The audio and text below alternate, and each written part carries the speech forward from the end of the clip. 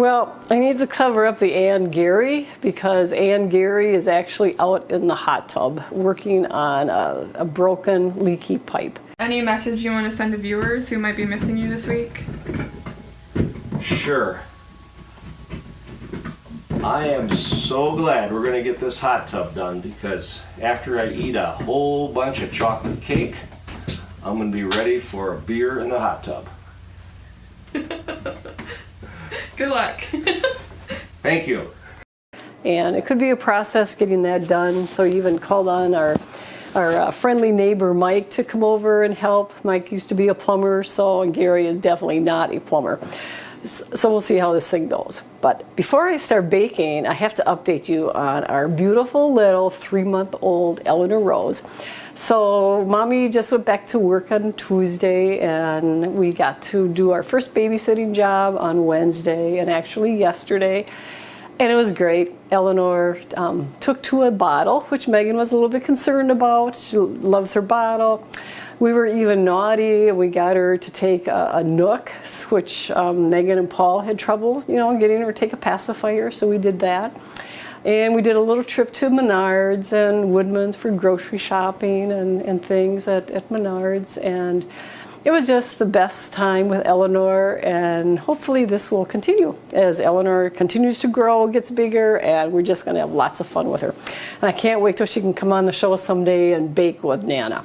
So anyway, what I'm baking today is a dairy-free chocolate cake. We have a request to make a wedding cake, and the groom is lactose intolerant, cannot have any eggs, dairy, anything related to any kind of milk products, dairy products.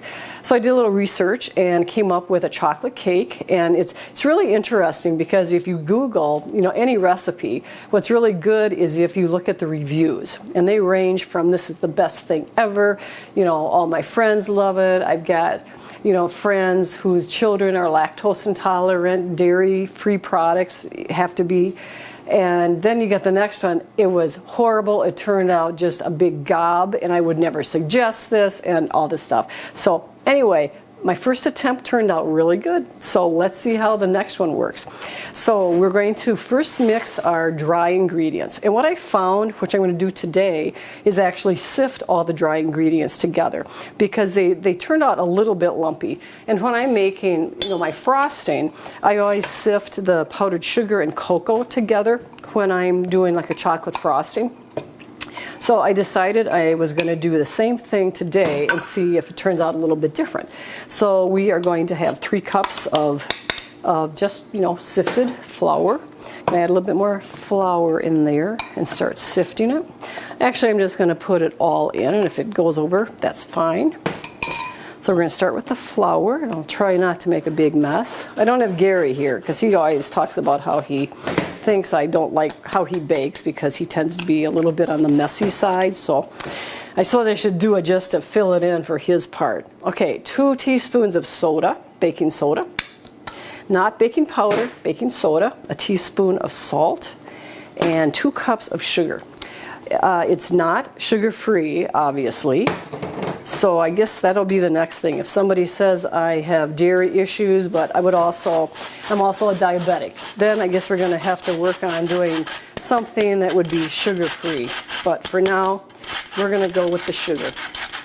Okay, so we've got all the dry ingredients put together, and you're just going to take a spoon. You could probably use your mixer, your mixer, stand mixer, or Hobart, whatever mixer, and then you're going to add to this 3/4 cup oil. I'm just using vegetable oil. You could do canola or olive oil, probably coconut oil if you wanted to, but I am just doing vegetable oil. 2 tablespoons of white vinegar, and some of the comments were like, why do you add white vinegar? Apparently as a stabilizer or something, but it seems to work. 1 teaspoon of vanilla and 2 cups of hot water. And to that, I decided to do coffee. One of the reviews said they used the Via, those little Via sticks, like from Starbucks, and I decided I was just going to try just using, regular coffee from what I had left over. the first time when I had made coffee. With this cake, some cakes you don't want to over mix because over mixing can make them really tough, and you don't want that. This cake, the review said just mix as long as you can to make sure that the lumps are out and that it's nice and smooth. So that's what we're going to do. And if there's a few lumps, that probably doesn't matter, but it really, as I can see, helped a lot by using the sifter. And if you don't have that type of sifter, then you can just use like a strainer type sifter, like a mesh, type sifter. And I'm just going to get a couple more lumps out. Another idea for the recipe was to add, it was a dairy-free, probably sugar-free carob chip. Again, some of the reviews were not good because they said the chips just sank to the bottom when they put them in. So one of the other comments was that she chopped up an 8 or 4 ounce package of Baker's semi-sweet chocolate. So that's what I did, and some pieces are pretty fine. Other ones are fairly chopped, more like the consistency of some chocolate chips. Some are a little bit bigger, some are a little bit smaller. And the first pan I made, I had really good luck, and they didn't all stick to the bottom. So I was really happy with that, the first one. Okay, I have 2 pans. Now this can go in a 9x13 baking pan, or because I'm making it into a wedding cake or anniversary cake. First, I greased my pans with shortening, and then I dusted them with flour. If you use like a Pam or a cooking spray type, you can also, use that. With my pans, I have this is a Wilton brand, and they're a wrap that you put around your pans. First, you soak them in cold water, and the purpose is so if you are making round cakes, especially, very often you'll find that the top has like this little hump, in the middle, so they don't turn out flat. But by soaking these in water first, putting them the ring on your pans, that helps. It's like steam and keeps it so that it keeps it flat. And when I'm baking, I also have a little scale that I like to use because if you have a cake, a 2-layered cake, I like to, when you see those 2 layers, you like them to be even rather than one, much larger than the other one. So I am ready to pour these in the pans.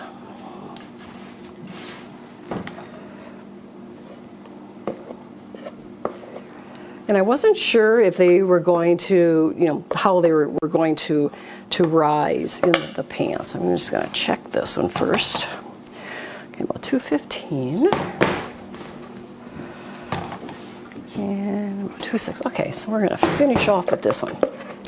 But I thought that, especially for not having any eggs or dairy products in there to help with the rising process, I was pretty happy with how the first set turned out that I made.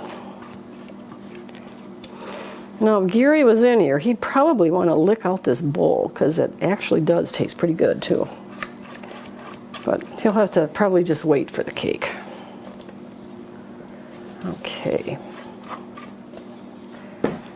And again, different reviews on how long to bake the cake. I have my oven preheated at 350 degrees, and we're going to bake it between 30 and 40 minutes. So what I like to do is just start it on 30, and then I'll, take a peek at it and use my cake tester and see what that middle looks like. And if any of the cake comes off, then I'm just going to give it a few more minutes. So it takes about 35 to 40, but we are going to start it at 30. So in the oven they go.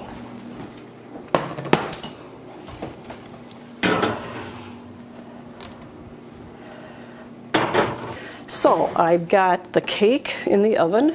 Now I'm going to make a dairy-free fudge frosting. And I just happen to have these cakes all set to go. And this was my first attempt, so I thought it turned out pretty good.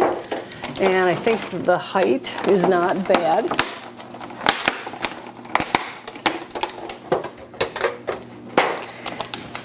And then some of the other tools that I use, which I really like, and I got all of kind of these ideas when I took a Wilton cake decorating class from Amber Hiller.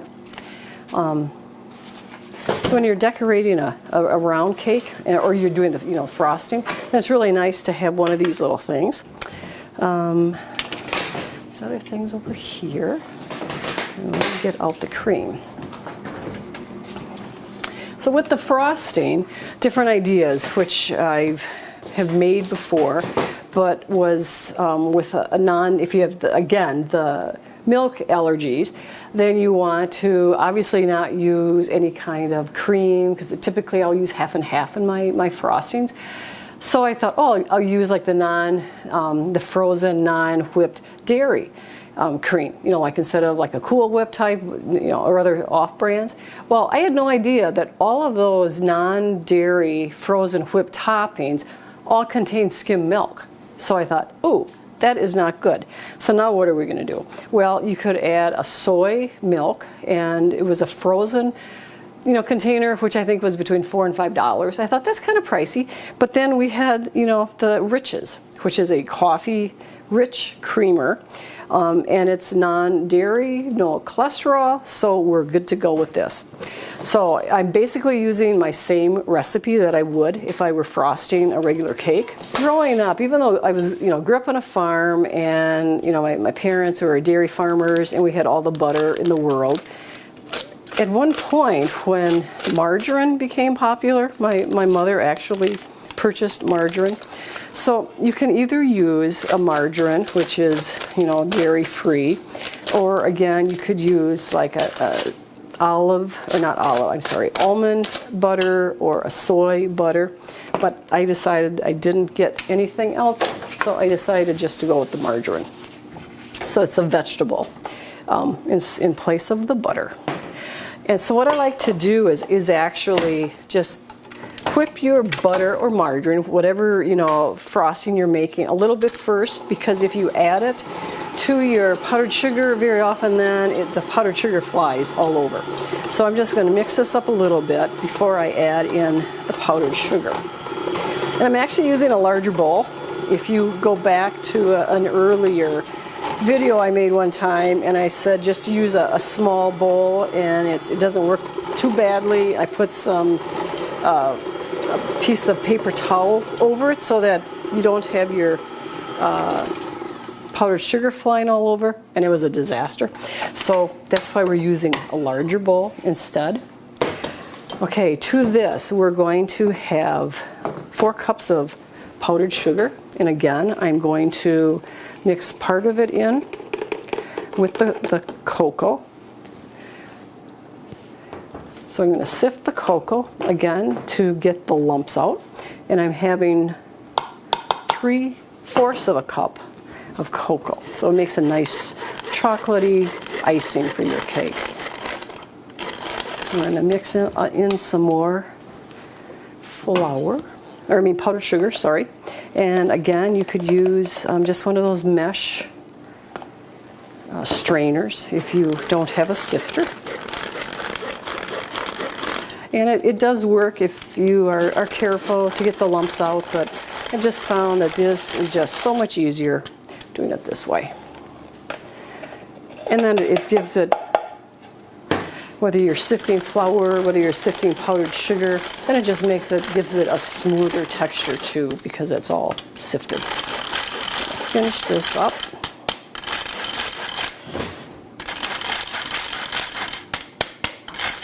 Knock down some of those. And then if you also have any bumps or lumps that happen to be in your flour or powdered sugar, then that also helps when you're sifting it. Okay, just like any other, I'm going to just move this down a little bit here. Just like any other frostings that I make, I just add some cream and then just start beating. And you kind of know when it's the right consistency.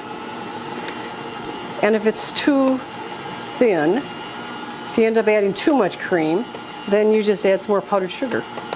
And when it's done, very often I'll put my powdered sugar, my frostings in the refrigerator to keep, and they'll last for weeks, really. And then if they get too hard, then you can always just add a little bit more cream or milk, depending on what you want to add in there before you're ready to frost. And this is clearly a little bit stiff, so we're just going to add a little bit more cream there. And then just keep beating it up until it's all incorporated.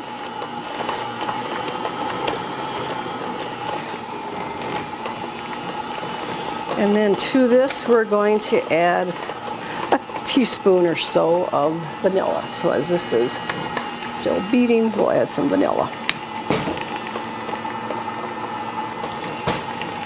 Doesn't have to be totally accurate.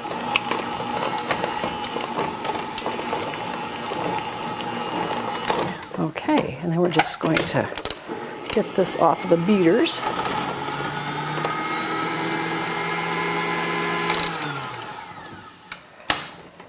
Take off as much of the frosting as we can before we start frosting the cake. And I was thinking, you know, if you wanted to do like the German chocolate cake, which I love with the coconut pecan icing, you could also use the margarine in place of the butter in that icing when you make that. So that would also be really good with this cake, I think. Okay, so I'm just going to stir it up a little bit more. Get this off. Yeah, I really miss my helper because Gary is always really good about getting everything all stirred up and everything for me while I'm doing the next step. So he is missed, even though he thinks that I don't always appreciate how great he is for my business partner and such, and my cooking partner, but I do miss him when he's not here. Okay, so we're just going to start frosting this cake. And as you can see, when you've got one of these turntable things, it just really goes quickly. And if you don't have one of these, you can also use a Lazy Susan, which I use, or you know, like a cheese board that spins. So you don't have to go out and buy all of the nice Wilton products, but it does come in handy. And if you're using a larger, you know, cake, making a larger cake, you know, too, then you also might need a larger board to put it on. Okay, so that's the first one. You could make it thicker, but I'm just concerned that I'll run out of frosting. So we're just going to put this on like so. And if I do run out of frosting, then we'll just have part of it without. One of the recipes said you could actually just dust it, you know, with powdered sugar. So if some people don't like frosting. I can't imagine how anybody would not want fudge frosting, but that's just me. Actually, our son Matthew is not a huge fan of the frosting. Michael, on the other hand, loves cake and the frosting. So it's, you know, kind of whatever your tastes are. Very often, you know, to get around the sides, I'll sit down. But I love frosting cakes, and if you have the right tools, I guess that's the important thing, really. Get this out of my way so I can finish this. And that was the thing. If I can just put in a plug too for Amber Stuland, Hiller Stuland. Stuland is her married name. She does a great job with her cakes, decorating, and she holds her Wilton classes right at Hiller's. And for me, even though I had started my business a few years prior, and I'd been baking cakes and frosting cakes forever from the time I was just a little girl, just some of the little tricks that Amber gives you, you know, in the class really helps a lot with just things like this, or a cake leveler, you know, so that your cake doesn't have that big bump on top. And I actually at one time did try to, you know, level a cake with just a knife, but if you actually, you know, have the cake leveler, that's really helpful. Almost done here.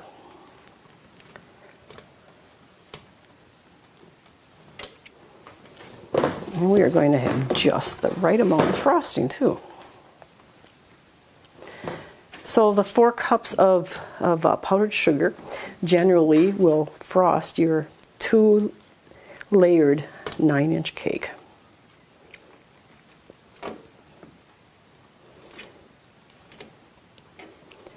So I don't know how Gary is coming on his project, but I'm almost ready to go out there with a piece of cake for him.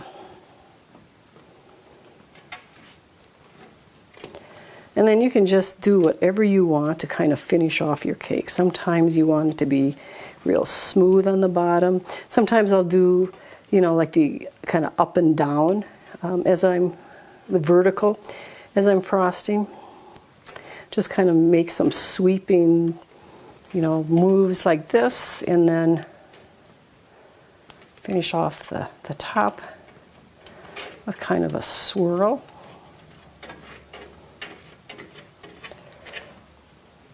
And there is our not gluten-free. Actually, you can make it gluten-free if you were to put in gluten-free flour. But this is our dairy-free, no egg, 2-layered chocolate fudge cake. So I hope that you have found this, show very informative, and hopefully if you've got anybody in your family that has lactose issues, this might be just the recipe you're looking for. So I hope you enjoyed this episode of Cooking with Ruth, minus Gary. So until next time, happy cooking.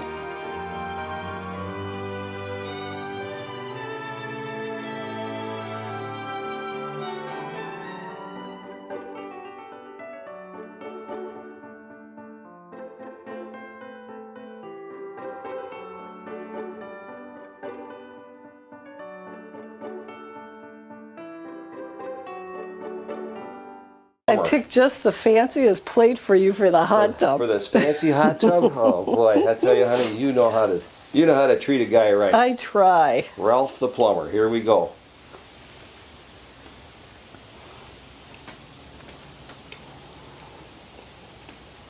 So no eggs, no dairy. What do you think? No butter? That is the richest chocolate cake I think I've ever tasted. It's not It's better than your butter and gooey. egg It's stuff. not like too gooey or yeah. No, this is excellent. Okay, awesome. Where's the beer? No, first the milk. Got a thumbs up? Thumbs up. Oh yeah. That way. Both ways. Thumbs up to both cameras. That's fantastic stuff, I'm telling you. Cool. You're gonna pick on Gary a lot, I hope. Maybe. How's the frosting? She did that. Oh, I got it, yeah. Yeah, of course you did. Yum.